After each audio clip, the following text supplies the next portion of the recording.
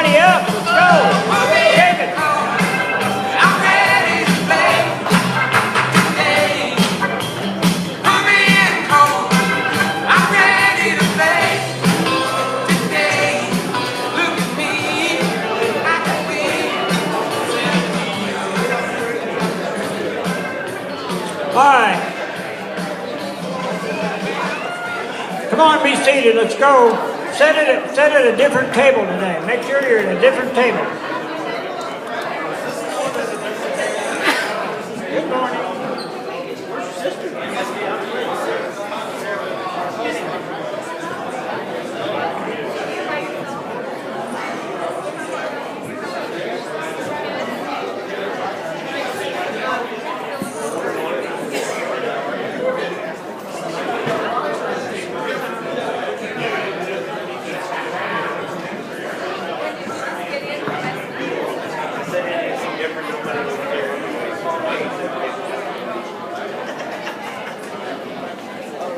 All right, let me have your attention, please.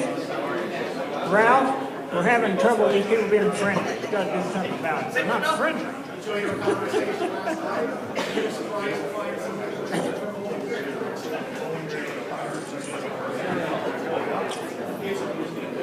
Everybody have a good night last night? I was telling at my table this morning, somebody asked me how I slept.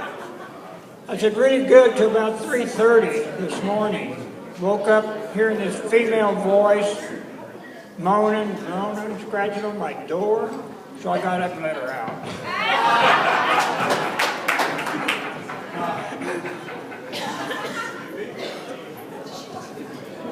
I got one, there's so many stories. You live 82 years and meet a lot of interesting people. I got one story. Some of you have heard this story, but I was reminded of it this morning.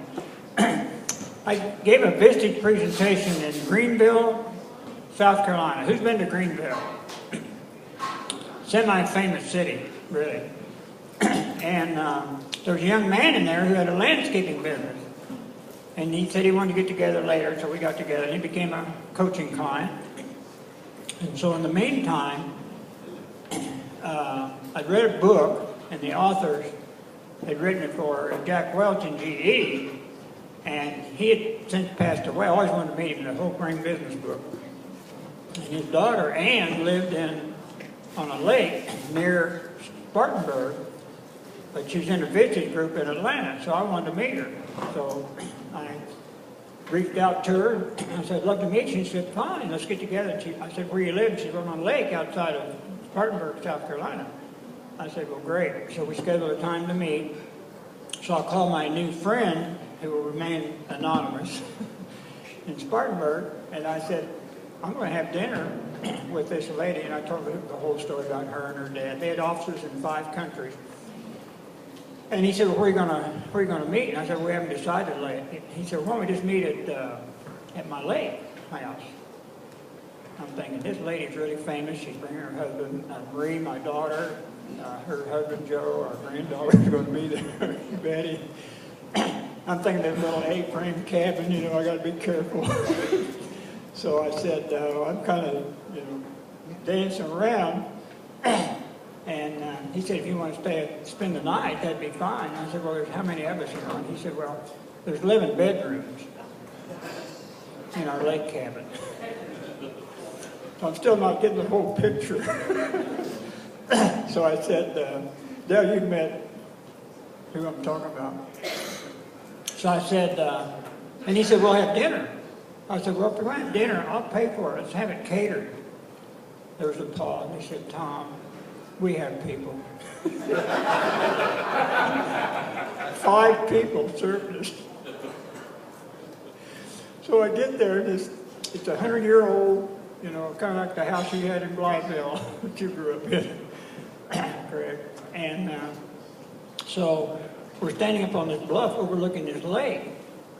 So I'm still not getting it. I said, well, what's the story behind this lake? There's a pause. He said, Tom, it's our lake. We sell electricity to Duke Power. So they had a nice boat, had wine and cheese, and took us on a ride on their lake. So You never know what things are going to happen when you get on this path and meet a lot of entertained people. He became a really good friend. So, with that said, who has read When God Winks at You? Woo-hoo! So this is a wink this morning. I guess to Gary Baker, Dave, and Dan Krause, right? Dan Krause. Kind of started this. So let's welcome Dave Fisher from Eureka, Missouri.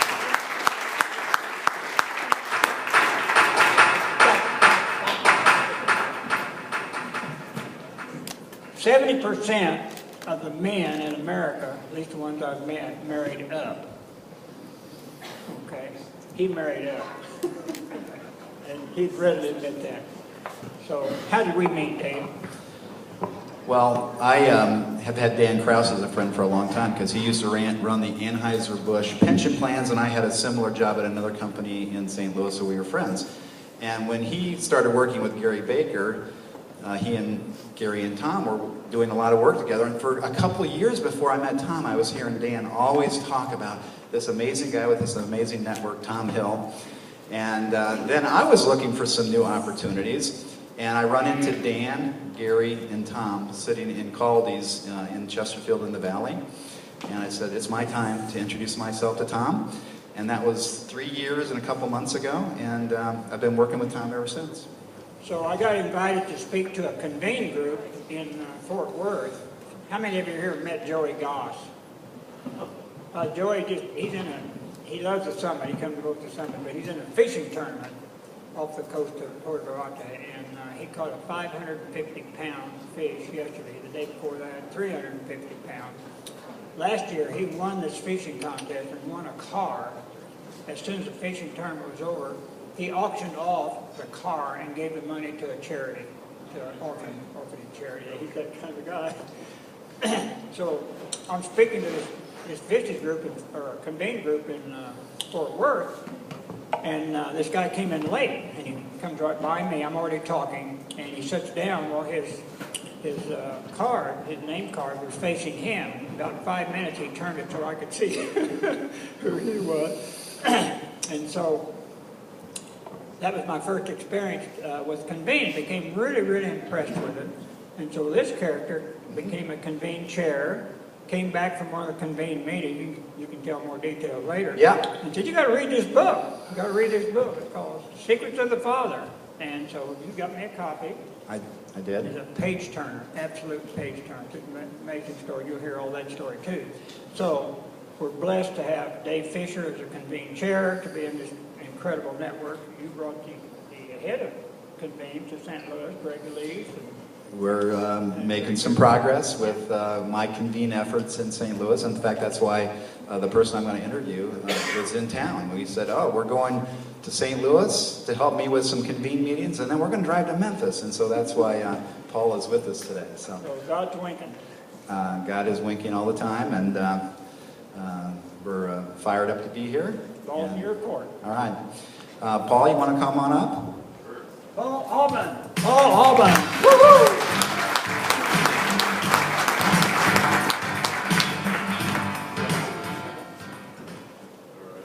Are you mic'd up? Am I mic'd up? Can you hear me? Yes. I usually don't need a mic, but... Yeah. I know Paul because, surprise, Tom Hill. Indirectly, at least. A year and a half ago, when I was looking for new stuff to do, I've got this passion for business, but also I was looking at some ministry things. And Tom says, have you heard of Convene? And I said, no. And he says, it's like Vistage, but they really add a Christian worldview to it. And I had heard of Vistage, but I hadn't heard of Convene. And so he got me on the phone with Joey Goss and Michael Powers, who's a Convene chair in Nashville. And next thing I knew, I was kind of getting interested in it. And then a few months later, I go to chair orientation and I meet Paul. So Paul's a super cool guy. And Paul lives near Convene headquarters in Newport Beach, California. And he's been there a long time. But I just recently found out he's a New York Yankees fan. So maybe In fact, he was dashing back to his room pretty quickly last night to catch up. It didn't turn out so well for him. Needs a prayer for today, for today's game. Yeah. But maybe that tells us a little bit about the geography you grew up in. Yeah, so I was born in New England, which is ironic because I married a Brit. So she reminds me daily the original England and what's more important. So originally from New England, we moved shortly after I was born to Long Island, New York, and I've worked really hard to get rid of my Northeast accent over the years. Went on to, I was actually raised in an Irish Catholic environment in Long Island. I was an altar boy and went to Mass every Sunday, and I checked the box on a number of occasions. And then I went on to Ohio State, the Ohio State University for my undergrad, and went on to Duke for my graduate work, and moved out to Southern California. And I had my family out there. I've got a wonderful wife and a lot of kids and a number of grandchildren. And got into the pharmaceutical industry, spent 25 years in the pharmaceutical industry in a variety of leadership roles, mainly business development and merger and acquisition work and strategic alliances, and did climb the corporate ladder of the pharmaceutical industry for about 25 years. And it was all about me and my self-ambition and my goals. I wanted to live out the American dream, which for me meant get good grades in college, get a job at a Fortune 500 company, put some money away, and at the age of 55 retire and play golf and go fishing and travel. And anybody else have that dream or had that dream? Or is it just me? Earlier I did. Yeah. But things changed. And so we'll get into that. Yeah, awesome. I love the fact that he went East Coast, stopped in the Midwest for a while, and he doesn't want me to bring this up, but he had a close encounter with Woody Hayes, the football coach, just to say that. But Yes. yeah. But then Southern California, kind of a fun place to hang out, and your friend drug you out there, right? Yeah. Well, in the pharmaceutical industry, I was approached by, do you want to go there yet? Do you want to go to that part? Yeah, let's do that. There's a faith story coming in here in a little bit, but he goes out early 80s chasing success in the pharmaceutical industry, had it. We were noticing, though, about the same time on the calendar, a famous pastor launched a church in that same area, Rick Warren, and their lives have intersected later, but we'll get to that in a minute. Yeah, so I got transferred. I was actually working in the Raleigh-Durham area at GlaxoSmithKline headquarters in Research Triangle Park, and a role there. And my boss was a Christian man, first Christian man that I was really exposed to on a regular basis. And his name was Craig Fitzgerald. And he said, Paul, I'd like to promote you to the vice president of sales and marketing for the West Coast, for the 12 Western states. And I was excited about that. It gave me a chance to go back out west and do what I wanted to do. He said, but it's under one condition. And I said, what's that, Craig? And he said, in my previous role with Glaxo, I was in Scottsdale, and I went to Scottsdale Bible Church. And I would really like to see you. It would make me happy to have you go there. And I said, really? Okay. So I wasn't sure why. Later on, I got why. So I went to Scottsdale Bible Church after leaving the church for a number of years, focused on my own career. And the pastor there, Darryl Delaluce, really spoke to me. I felt like what he was saying was directly to me. So that was 20 years ago, and I accepted the Lord into my life, and that changed things pretty dramatically for me.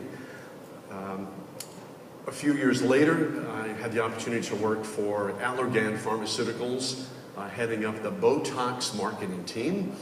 So I'm actually 83 years old.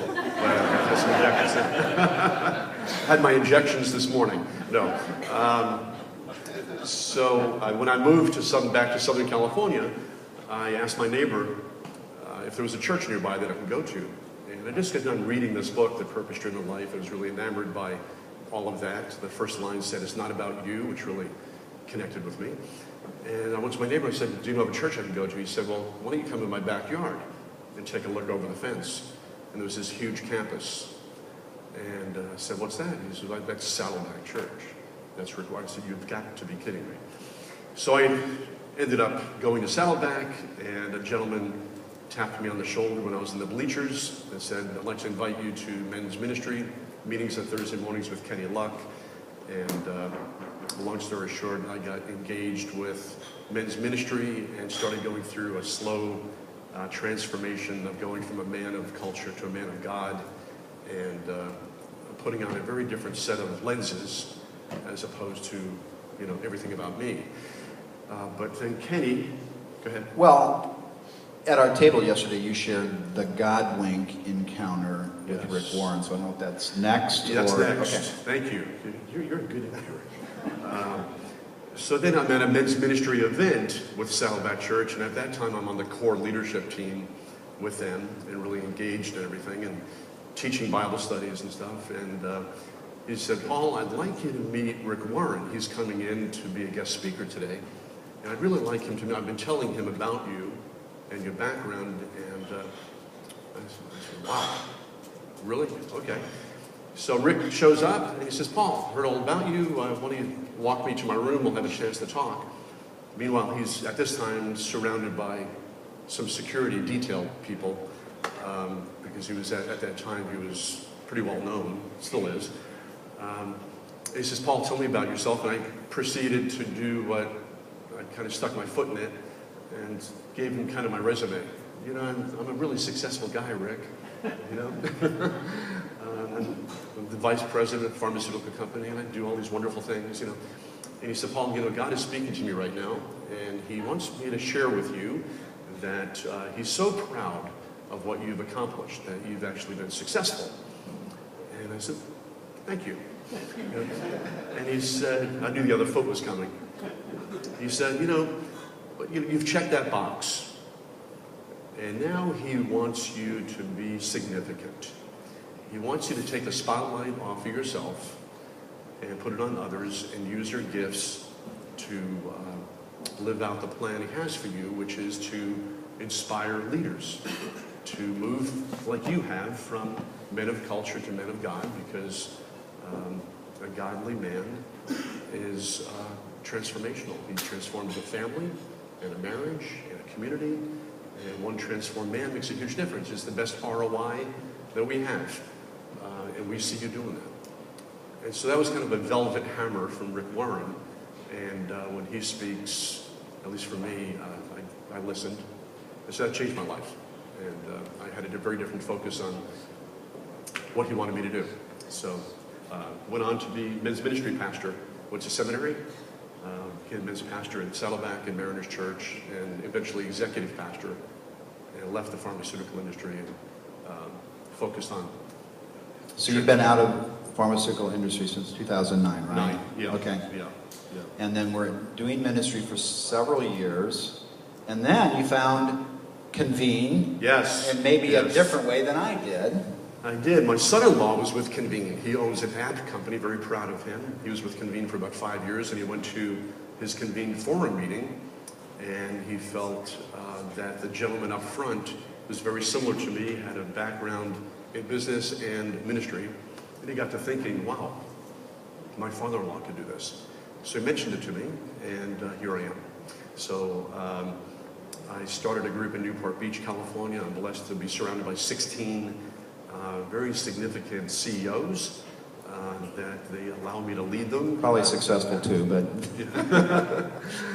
And then I had the CEO of Convene join my group because he wanted to stay connected, Greg Leaf. We got to know each other real well, and then he asked me to take on a position at headquarters on the executive leadership team overseeing business development and training new chairs. So he's given me a title of VP of Kingdom Expansion, which is quite the heavy mantle to carry. So yeah. And we can talk about Convene all weekend. Well, I'm going to be here all weekend. Paul has to fly back to Newport Beach tonight to help his wife with a ministry thing. But anyway, there was a God wink on maybe Paul being here today, though, because we had chair training last September at this beautiful spot near Vancouver, and I got to hang out with Paul significantly because it was such a small facility. We had to have roommates, so he was my roommate. And without that, if we'd have been in different rooms, I would not have heard the story that became his book. I may not even know that he had a book, but in just the course of hanging out together, I'd heard of, he's adopted. Yes. And at 5 years old, you learned that, right? Yes. Yeah. Okay. I did. Yeah. And maybe you thought you'd go the rest of your life just knowing you were adopted and that was the end of it, right? Yes. There was a different plan. Okay. But then something happened that you needed to find your biological parents. So Right. tell us a little bit about that. Just curious, how many people are either directly or indirectly related to adoption or foster care? Just curious. Okay. All right. Good. So my story was inspired by people. I had a secret for many years, and I finally came out and shared my secret. And people got so emotional around my story, they inspired me to write the book, which is off the charts crazy for me because it was a secret for so long, and only a few people knew about it, and now the world is learning about it, so I've surrendered it. So my story is really about the secrets we keep, the shame that we have, and the fact that we need to surrender that, right, to be healthy going forward. I was at the center of a scandal for many years, and I continue to be the secret in that scandal, even within my own family, in many cases. So I'll leave you with that. So to back up, at the age of 5, I was on Long Island with my parents, and my parents brought me down to the marina in West Babylon, New York, in Long Island. And my dad sat me on his knee, and he said, "Paul," or my mother said, my dad wasn't emotionally high IQ at that point. My mother did all the talking and said, "Son, we have something to share with you. We aren't your birth parents. We're not sure why your birth parents couldn't keep you, but we want you to know that we love you and that you're special because you were chosen. We chose you." And for a 5-year-old boy, it's a lot to take in, and I had to process that. And I said, "Okay, can I still go get some coffee ice cream after we go to the marina?" And it really didn't register, but that's when they told me, when I was 5. And I know a lot of parents who have adopted children struggle with when to share that news. They shared it with me at 5. So I went along through life, and I lived a fairly normal life. My adopted parents loved me. But when you are adopted, or when you're an adoptee, and I speak to a lot of adopted children and their parents and foster children, we have a primal need to know who we are and where we came from. And not knowing leaves us with feelings of loss, feelings of a void, feelings of being disconnected and not knowing our identity. You almost feel like Tom Hanks in the movie Castaway on an island by yourself. Nobody looks like you. Nobody really understands why you were given up, who your parents are. I didn't know my nationality. I didn't know if my parents were still alive, if they wanted to see me. Do I have brothers and sisters? There were a lot of missing pieces to the puzzle that as I grew older, I became much more aware of that being an issue for me. But I was busy, right? And I compartmentalized that in a box and really didn't touch it, and I was okay. Fast forward to the age of 33, I'm in the pharmaceutical industry at a medical conference, and this was in 1991, and cholesterol was just becoming an issue, and there was a booth next to our booth where they were taking cholesterol checks, and I found out that I had extremely high cholesterol. It was off the charts, 308. And at that time, I was selling cardiovascular drugs to cardiologists in Los Angeles. And so I had, God wink, right? So I had access to all the best of care. So I went to my toughest to see cardiologist as a rep, and he looked at me, Dr. O'Connor, and said, "Really, Paul? I know I haven't been able to see you, but to come in as a patient, that's getting pretty desperate." So I said, "No, really, I'm here as a patient." So he said, "I want you to go on a diet for 90 days, eliminate everything." I went back in 90 days, I was all excited because I did well, and my cholesterol was 310. And he said, "Paul, you have familial hyperlipidemia. Your liver cranks out way too much cholesterol, and it's probably related, it's genetic. And I know you're adopted. I want to inspire you to find your birth parents." And this is 1991. You can't really Google who are my parents at that time, right? Or ask Siri, right? So I had no idea what to do. And this was my first God moment. Remember, at this time, I was raised Catholic. For the next 18 to 20 years, was not going to church, was not involved with God at all. It was all about my own self-ambition. And this changed it. So 2 weeks later, after struggling what to do, I'm living in California. I know I was born in Massachusetts. What do I do? I'm up for a promotion. I was with this company out of Kansas City called Marion Laboratories, Ewing Kaufman's company, who owns the Kansas City Royals. He's since passed. But I had a meeting at the Overland Park Marriott and was done with that interview and had about 45 minutes until the car came, and went to the lobby of the hotel. And on the marquee that shows the names of the groups in the hotel, it said, "The International Adoptee Search Foundation." And I was floored. Like, wow. I mean, the hair stands up now just thinking about it. Raced down there, and I met these women at the registration desk, and I told them my story. And they said, "Paul, we have just the woman who can help you. Her name is Nancy Sitterly. She lives in New England, and she does searches for people like you. She's adopted herself, has adopted children, and she's done thousands of searches." So great. So I ran out of there elated, got on a plane back to California, and I was like, wow, that was quite a divine appointment. So I started, it was planting a seed for me. Got a hold of Nancy, and Nancy said, "Okay, here's the drill. It takes me about 30 to 60 days. And we'll have your birth parents' names and contact info. We'll be done, and that'll cost you about $750. Goodbye." Right? So she was more pleasant than that, but that was it. So she calls me at 60 days and says, "Paul, I've done 2,000 searches, and your search is disturbing to me.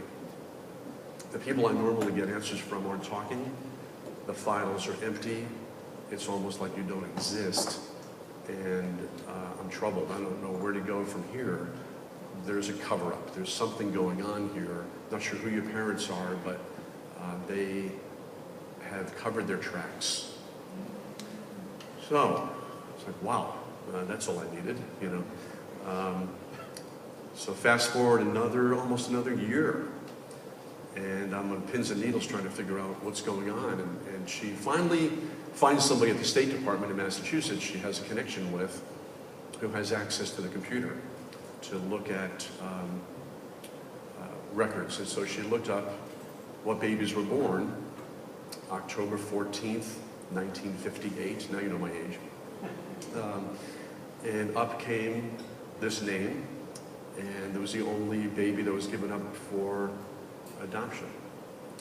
And she said, "Paula, you're sitting down. I have your name at birth." Because in many cases when you're adopted, you have a birth name at the hospital, you need a name, and then your adopted parents rename you. My name was Michael Patrick Johnson. My mother's last name was Johnson. Her first name was Margaret. Ironically, my wife's name was Margaret.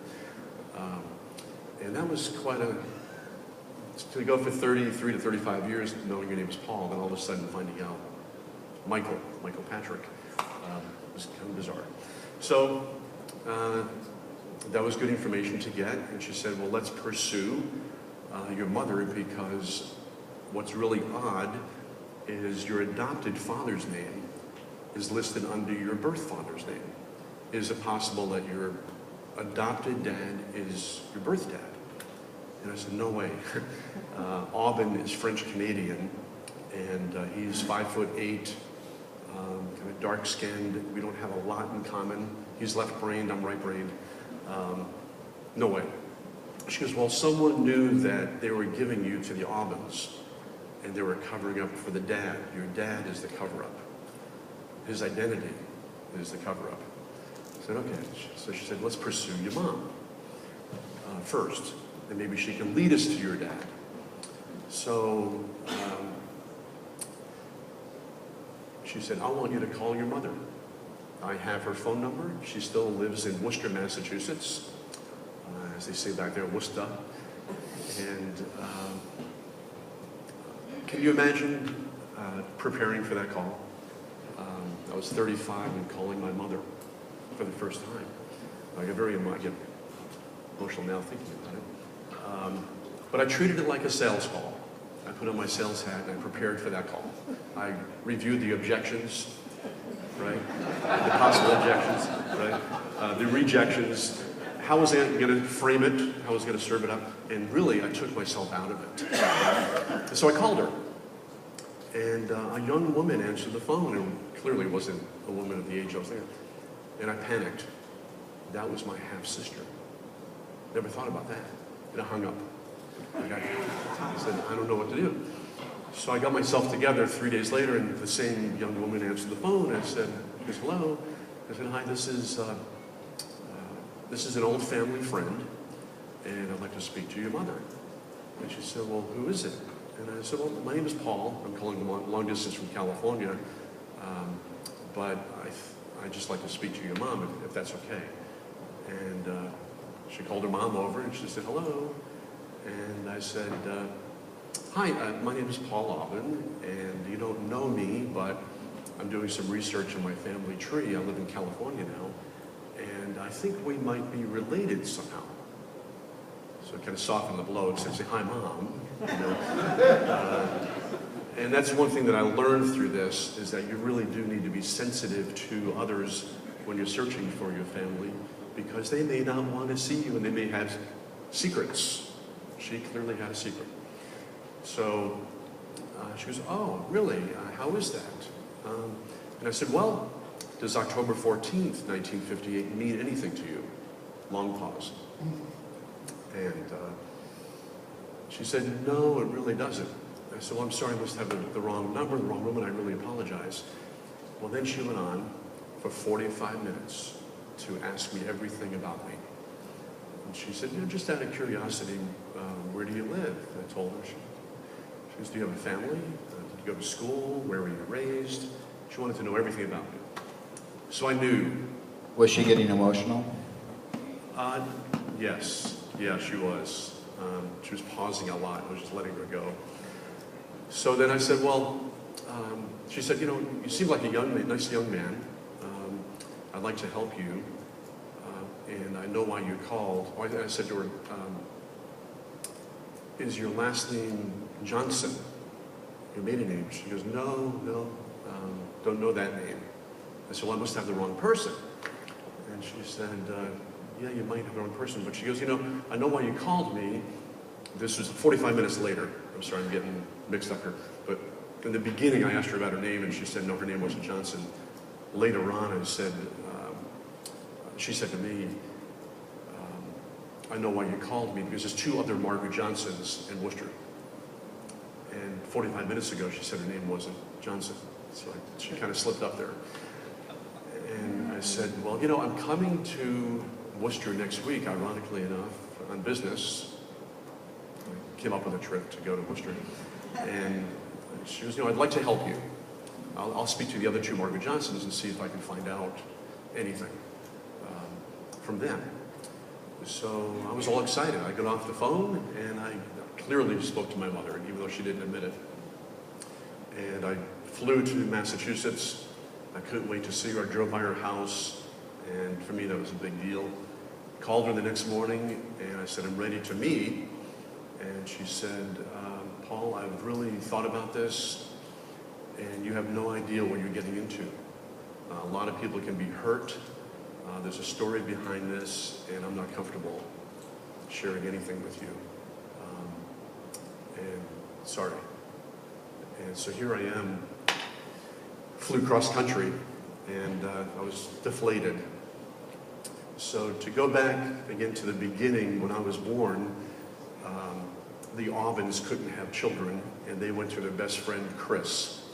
And their friend Chris had a brother who made rounds through these homes for unwed mothers, because in the late 50s, if you were a single mom and when you were pregnant, you were shipped out to these homes for unwed mothers under a secret. So when I was born, this gentleman who was Chris's brother, his name was Ted, delivered me to the Aubins. And the Aubins had me baptized, and then they brought me in, and the rest was history. Well, I got to thinking, now this woman, Chris, became my godmother. She was my godmother, my aunt Chris. So I called Aunt Chris after this disappointment in meeting with my mother, or not meeting with my mother. I gave her a call, and I said, hey Chris, I'm in town. Do you think your brother might have some time to meet with me, because I'm in town and I haven't seen him in a while, and I thought maybe you could help me out. And I didn't tell her anything about what I was doing. So she said, yeah, Ted would love to see you. And Ted lived in Springfield, Massachusetts, in the western part of the state. And I thought if I spoke to Ted, he was there from the very beginning. He took me from my birth mother to the Aubins. And I thought he could really help me out. Well, Nancy Sitterly, the investigator, lived by Springfield. And I went over her house and we brainstormed a little bit. And she said, who do you think this person is that's covering up? And so we brainstormed. She said, what about the gentleman that actually brought you, your Aunt Chris's brother, brought you to the Aubins? Do you think it could be him? And he was a family friend. And I said, wow, well, that's a lot to take in. I don't know. She goes, well, you know what? I'm going to go see him and see if he looks like you. Well, one thing you need to know about Ted is that Ted was a Catholic priest.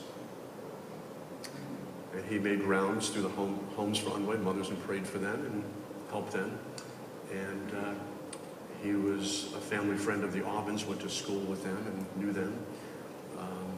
And he was a fairly prominent Catholic priest in Massachusetts, up and coming. And so he baptized me when I was brought to the Aubins.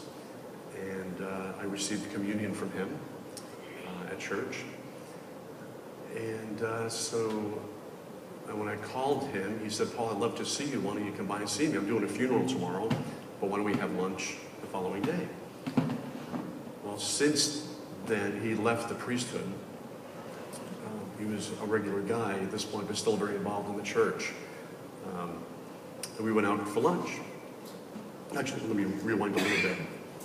So Nancy Sitterly goes to his house, knocks on the door, asking for directions.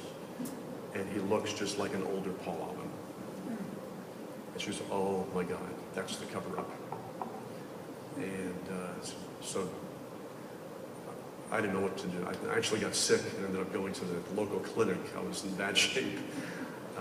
So I met with Father Ted. He brought me out in the outskirts of town and to this bed and breakfast for lunch. And he asked the hostess to seat us way in the corner. And I think he was uncomfortable because we looked very much alike and everybody in town knew Father Ted. Okay? So he orders salmon with no butter, with lemon, brown rice, whole wheat bread, right, margarine. And I said, Father Ted, this Cholesterol problem. Cholesterol. So I said, Father Ted, that's an amazing diet. Wow. And he said, yeah, well, I've got this cholesterol issue. Have you heard of cholesterol, Paul? And it's a new thing. And I said, well, I'm in the pharmaceutical industry. I actually sell cholesterol medications.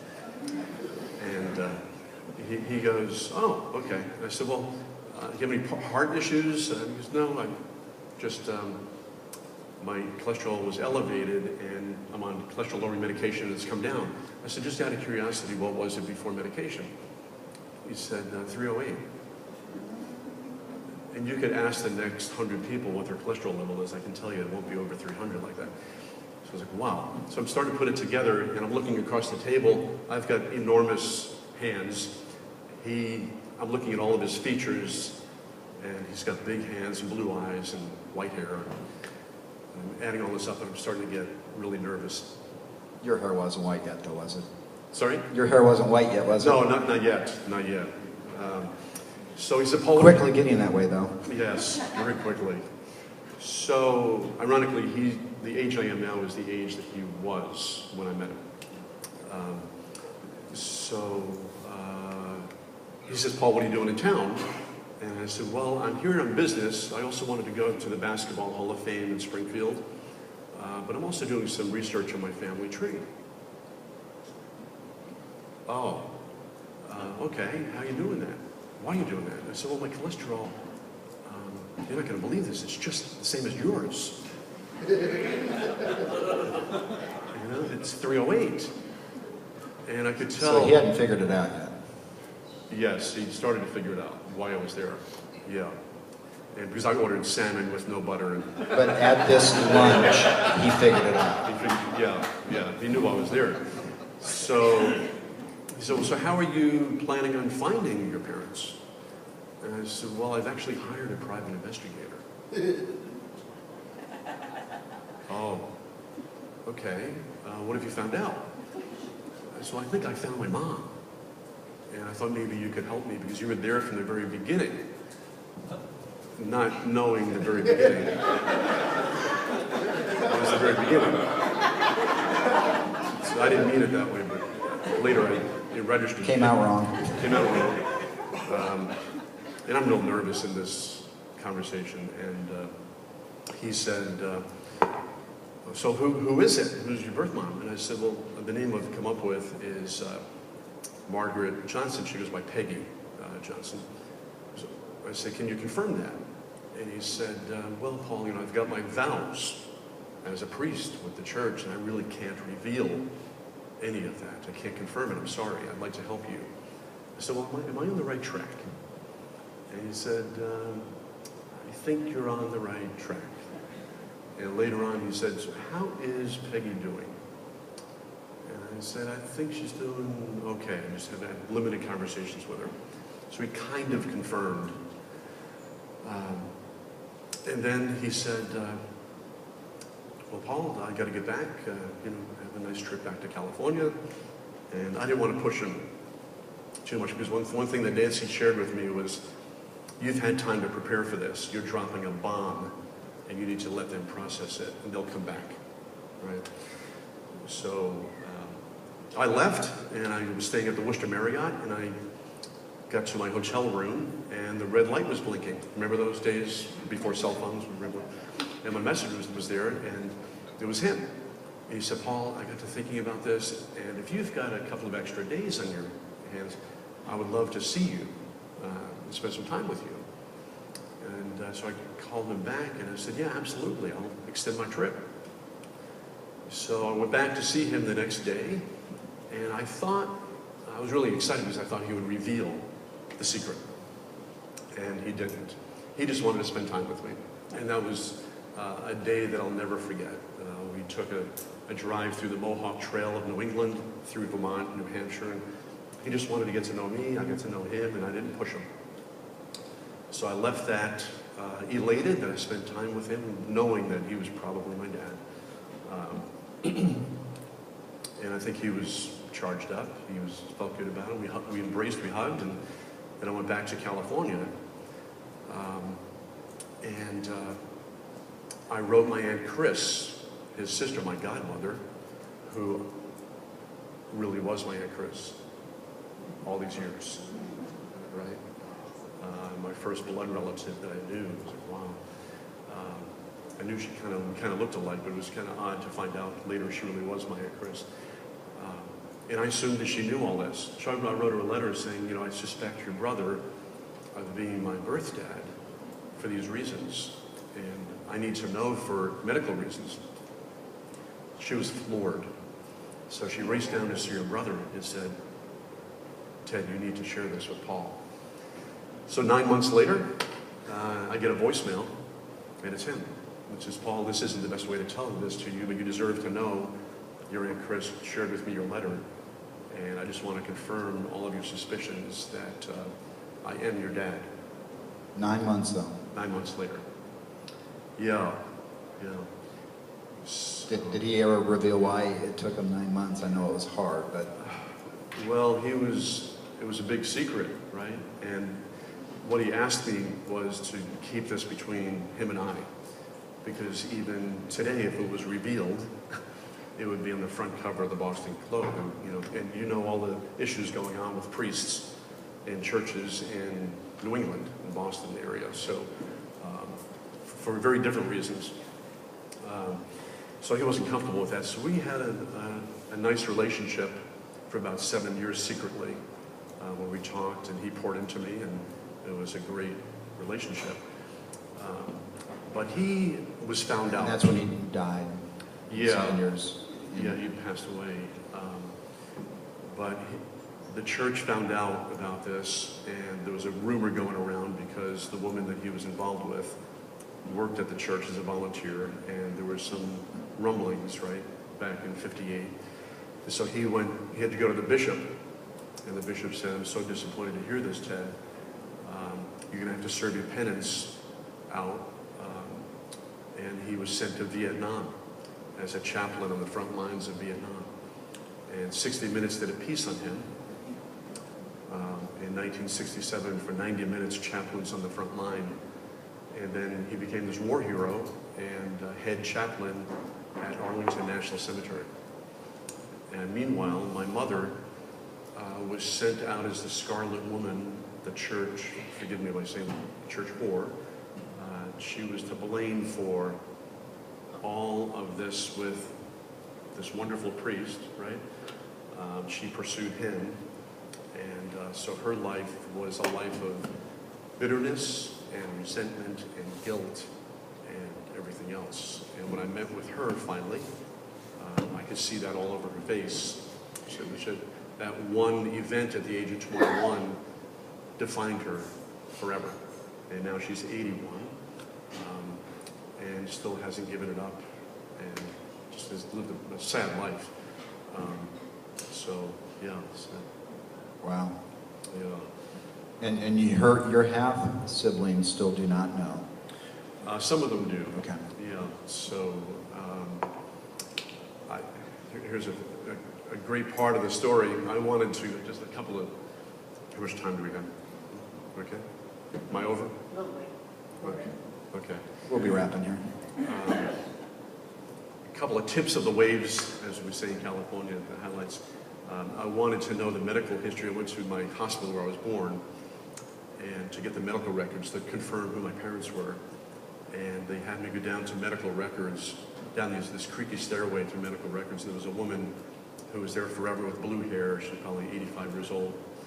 And she said, Paul, and she said, hello, young man, how are you? And I said, I'm here to find my medical records. And she said, okay, give me your name and your license and $5 and that'll be okay. And I said, well, my name is Michael Johnson. My license said Paul Aubin.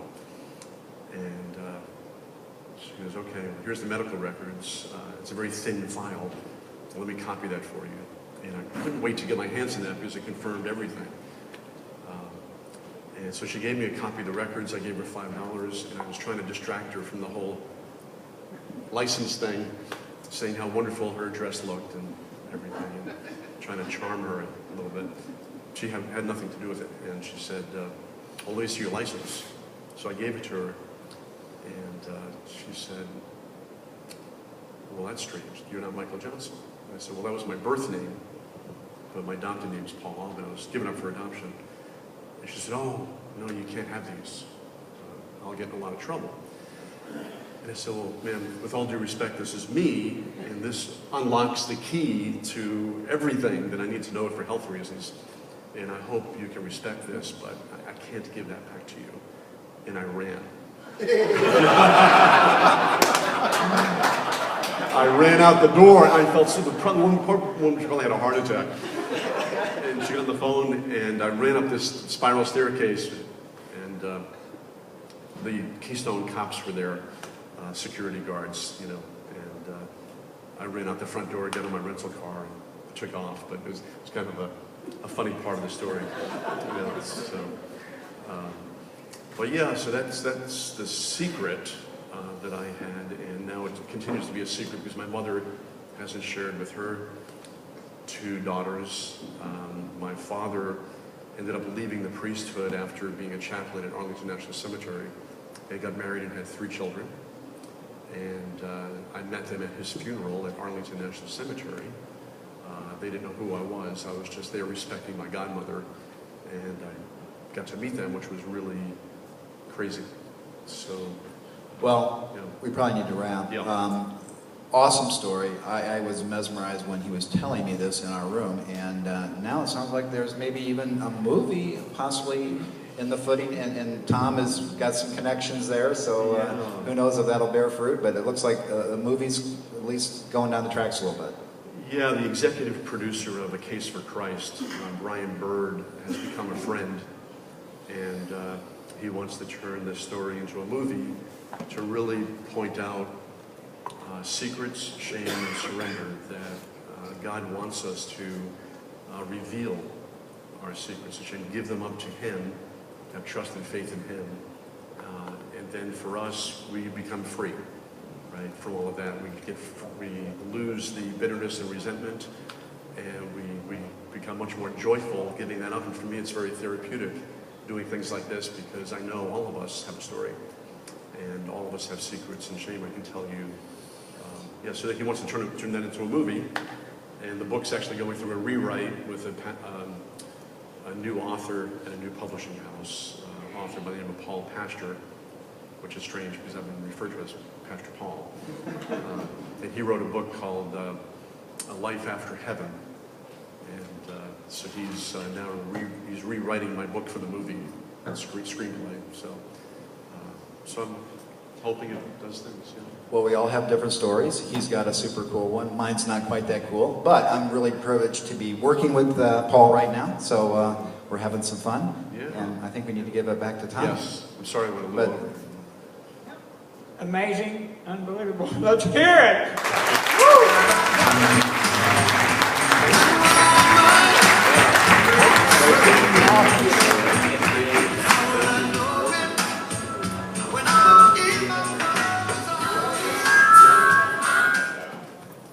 Everybody should have a copy of City for the Father. We've got them for you.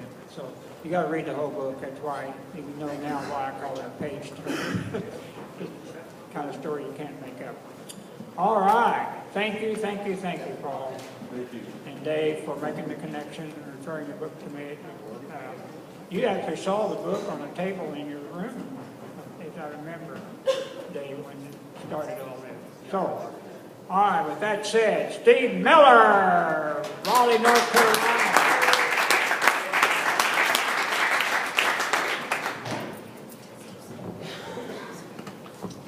All right, Steve came to the very first summit ever, 1999 in Lake Tahoe, and in the process introduced me to Amy Edge, and things took from there, and so we went up to Raleigh and had coffee.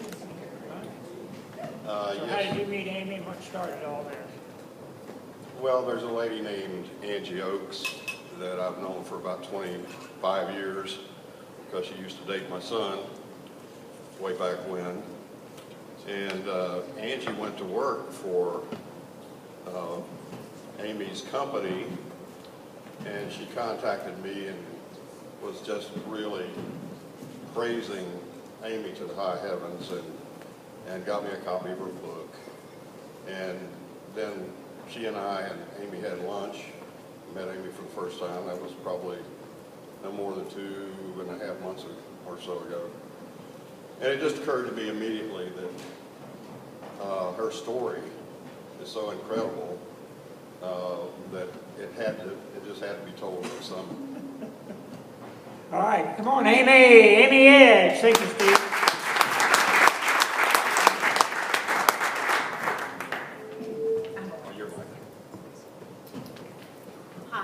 I'm Amy Edge.